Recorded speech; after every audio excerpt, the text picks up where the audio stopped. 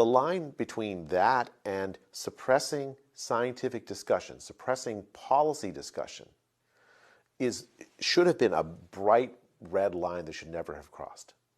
And the government agencies essentially decided to treat scientific debate on COVID policy as if it were, and the dissidents around who were on the other side of the government, as if they were just like those international terrorists in some sense. They thought it was okay to suppress those kinds of people, those kinds of ideas. As an American citizen, I don't think that it's right for the American government to have that kind of power. The basic fundamental American norm is free speech. And I understand there are nuances around exactly what that means. Free speech is not the freedom to reach everybody, but at the very heart is permitting a space for debate to take place among scientists and policymakers and concerned members of the public on vital policy issues. The government's decided through its actions that they didn't want to let that happen during the pandemic.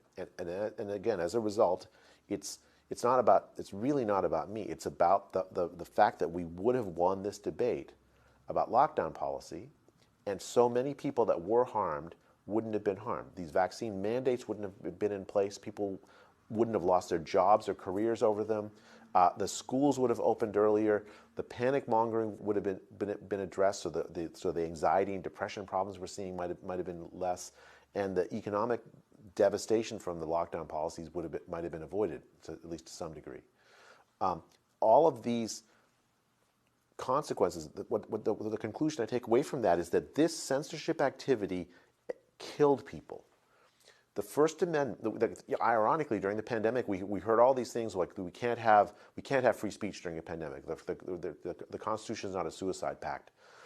Ironically, the reality is that the First Amendment would have, if it had been actually in place during the pandemic, would have saved lives, would have led to less damage, less destruction, fewer people dead.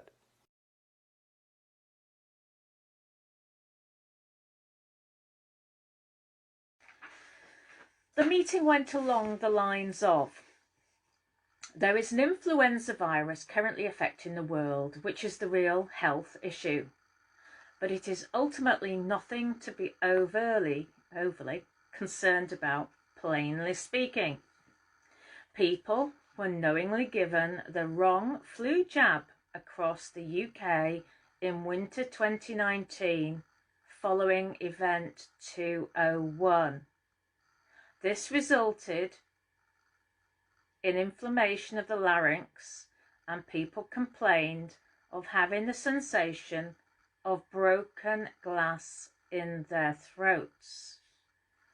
Following this, the rhetoric of COVID-19 was spun as a virus, I'm quoting their words, which could attack immune systems, and hence the associated panic, until society was shut down, resulting in Scenario 1. Scenario 1 resulted in the now well-known campaign, Stay at Home, Protect the NHS, Save Lives, and the adoption of social distancing. COVID-19 deaths are being caused by external issues such as weak immune systems, smoking, alcohol dependency, mental health issues, and cancer, and that people with these pre-existing conditions would have been susceptible to death anyway, directly or indirectly. As an example, AIDS does not kill per se, but it weakens the immune system so that an illness such as a bronchial pneumonia would be able to kill a person without the antibodies able to fight it off. It's known that vitamin C and D, iron, zinc and magnesium are of course most beneficial to the human body, but that the NHS needs to temporarily misinform people. Yes, their words. The NHS needs to temporarily misinform people so as to prepare them mentally for a vaccine which ultimately they do not need. But as some of the attendees said, they said it will be compulsory and that the NHS will ensure this happens by December 2020. And hence, I guess, we had Doris's speech on television last night. They went on to say that people may be forced to have the vaccine under sedation if necessary, and the BBC were keen to be the leaders of this message. Please do share this video.